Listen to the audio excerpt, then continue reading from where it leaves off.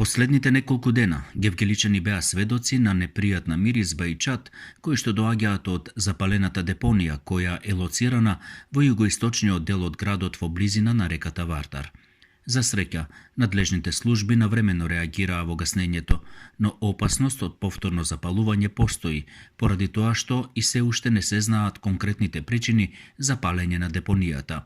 За тоа што се случува и кои активности се преземаат, побаравме мислење од градоначалникот на општина Гевгелија Сашо Поцков.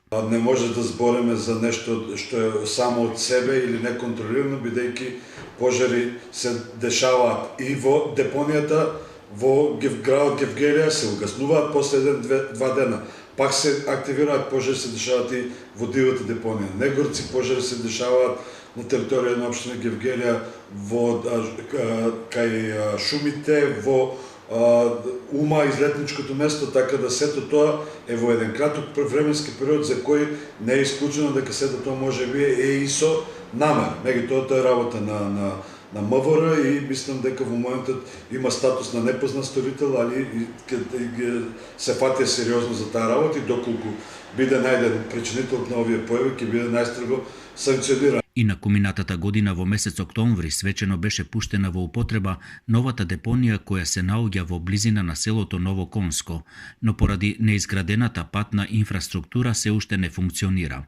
Аплицираме преку ИОМ тука, значи аплицирам во нивното седиште на запад за проектот тампонирање на пристапен пат од патот Гевгелија Смрдлива вода, тоа би се исклучувало и би стигнало до новата депонија, реков километар и нешто е тоа, и одобрени се тие средства. Значи треба да очекуваме во најскоро време да се почне изградбата на тој пристапен пат и тампонирање на тој пристапен пат, со што ќе бидат овозможени сите предуслови за да може комуналец да ја стави депонијата во функција. Гевгеличани често во летниот период се соочуваат со чад и миризба кои што доаѓаат од депонијата.